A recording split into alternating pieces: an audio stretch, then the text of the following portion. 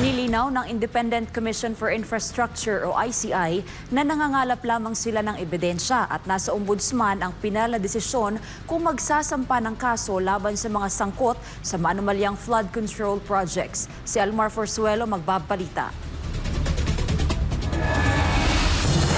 Nagtungo sa tanggapan ng Ombudsman ng Independent Commission for Infrastructure o ICI araw ng Huwebes para isumite ang kanilang pang-apat na interim report and recommendation kaugnay sa nagpapatuloy na investigasyon sa maanumalyang flood control projects. Kabilang sa ipinasa ng komisyon ang kanilang findings sa 95 million pesos na flood control project sa Bocaue, Bulacan na isinagawa ng DPWH Bulacan 1st District Engineering Office sa pamamagitan ng contractors na Top Notch Catalyst Builders Incorporated at Beam Team Developer Specialists Incorporated.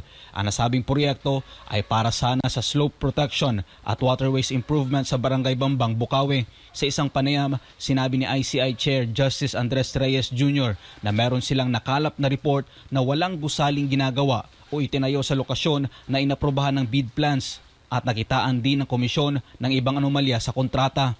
Based on the report endorsed by the Commission on Audit, it was established that no structure was constructed at the location specified in the approved bid plans.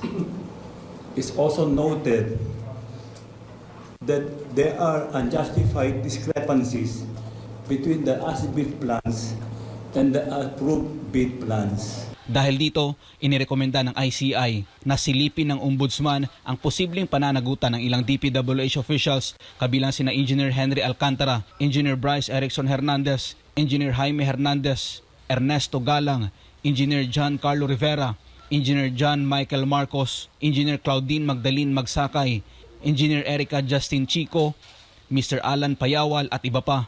Their acts and omissions indicate a failure to exercise the required diligence and oversight required of public officials entrusted with the administration of public funds, thereby resulting in evident injury to the government.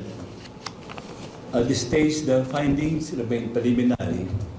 Thus, the ICI will be recommending that the Ombudsman evaluate whether personal and potential violations may exist. Dagdag pa ng ICI, dapat din anyang tignan ng Ombudsman ang posibleng paglabag sa Code of Conduct and Ethical Standards for Public Officials and Employees na maaring kinasasangkutan nina former DPWH Secretary Manuel Bunuan, former Undersecretaries Roberto Bernardo at Maria Catalina Cabral kaugnay sa Code of Conduct and Ethical Standards for Public Officials and Employees. In addition, the Commission will recommend that the Ombudsman assess whether there is potential violations of the Code of Conduct and Ethical Standards for Public Officers and Employees may also exist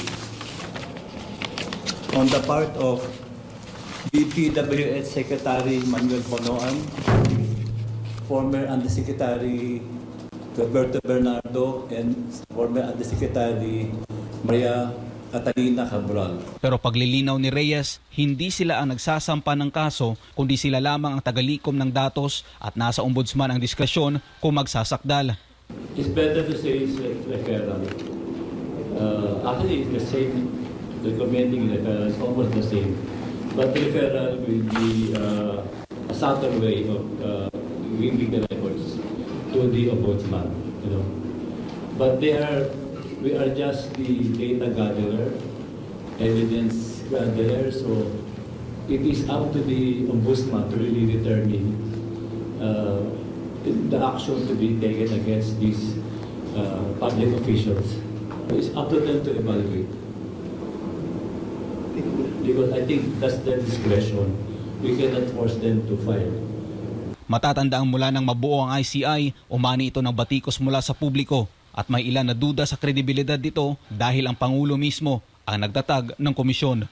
Para sa Diyos at sa Pilipinas kung mahal, Almar Forzuelo, SMNI News.